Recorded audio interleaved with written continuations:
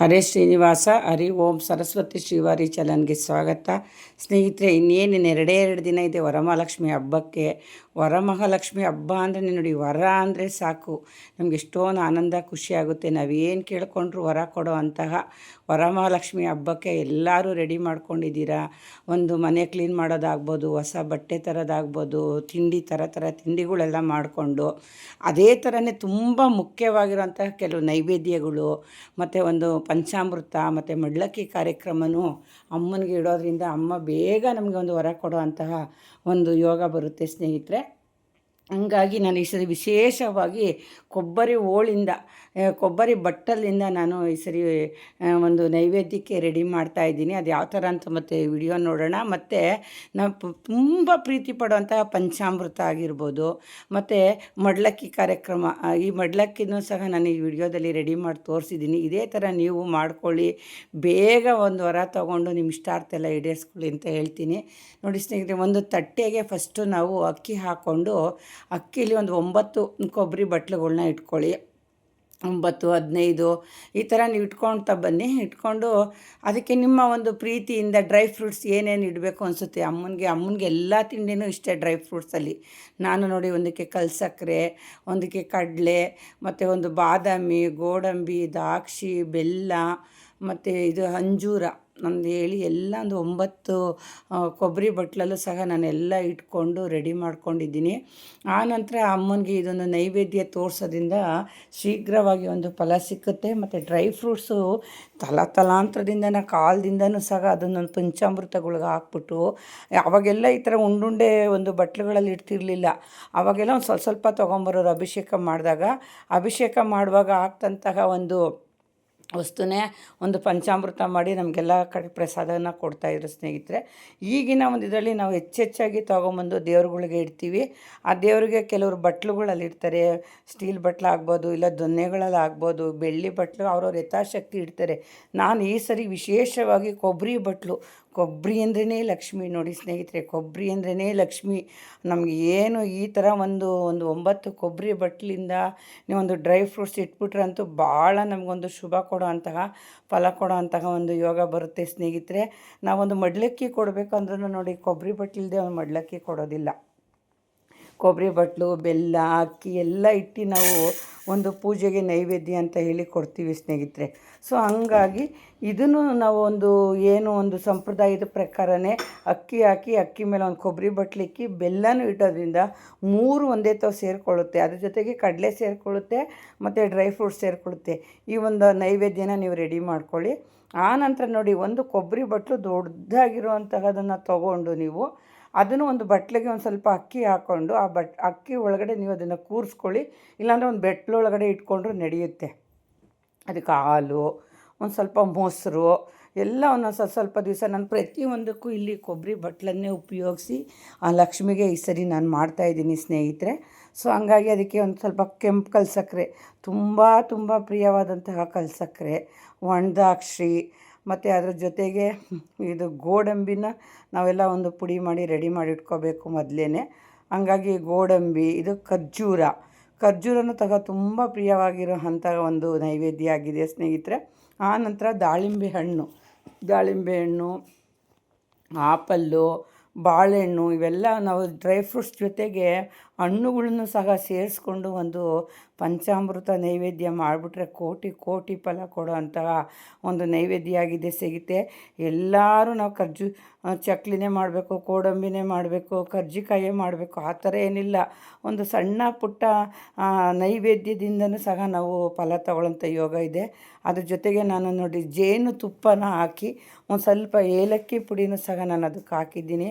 ಆನಂತರ ಬಾಳೆಹಣ್ಣು ಇವೆಲ್ಲನೂ ಹಾಕ್ಬಿಟ್ಟು ಒಂದೇ ಒಂದು ತುಳಸಿ ದಳನ ಅದ್ರ ಮೇಲೆ ಇಟ್ಬಿಟ್ರೆ ಲಕ್ಷ್ಮೀನಾರಾಯಣನಿಗೆ ಏನು ಪ್ರೀತಿನೋ ಸ್ನೇಹಿತರೆ. ಸೊ ಹಂಗಾಗಿ ಈ ಥರ ಒಂದು ಸಿಂಪಲ್ಲಾಗಿ ನೀವೊಂದು ಹಬ್ಬದ ದಿವಸ ಬೇಗನೆ ಎಲ್ಲ ರೆಡಿ ಮಾಡ್ಕೊಂಡು ಒಂದು ಪಂಚಾಮೃತನ ನೀವು ಮಾಡ್ಕೊಳ್ಳಿ. ಪಂಚಾಮೃತದಲ್ಲಿ ಕೋಟಿ ಕೋಟಿ ಫಲ ಇದೆ ನೋಡಿ ಸ್ನೇಹಿತರೆ. ಅವಲೇ ತೋರಿಸಿದ್ದು ಡ್ರೈ ಫ್ರೂಟ್ಸು, ಈಗ ತೋರಿಸ್ತಾ ಇರೋದಂತೂ ಪಂಚಾಮೃತ. ಈ ಥರ ಎಲ್ಲ ನಾನು ರೆಡಿ ಮಾಡಿಕೊಂಡು ಲಕ್ಷ್ಮಿ ನೈವೇದ್ಯಕ್ಕೆ ಇಡ್ತಾಯಿದ್ದೀನಿ. ಬೆಳಗ್ಗೆ ಏನು 4:15 5:45 ನೀವು ಬ್ರಾಹ್ಮಿ ಮುಹೂರ್ತದಲ್ಲಿ ಇವನ್ನೆಲ್ಲ ರೆಡಿ ಮಾಡ್ಕೊಂಡು ಪೂಜೆ ಮಾಡೋದ್ರಿಂದ ಶುಭ ಯೋಗ ಇದೆ. ಮುಂದಿನ ವರ್ಷ ನೀವು ಏನೇನು ಅಂದ್ಕೊಂಡಿದ್ದೀರೋ ಆ ಕೆಲಸ ಎಲ್ಲ ಶೀಘ್ರವಾಗಿ ಆಗೋ ಅಂತಹ ಒಂದು ಟೈಮ್ ಆಗಿದೆ. ಆನಂತರ ಗೋಧುಡಿ ಸಮಯ ಇದೆ, ಮತ್ತೀಗ ಗುಳಿಕ ಕಾಲ ಇದೆ.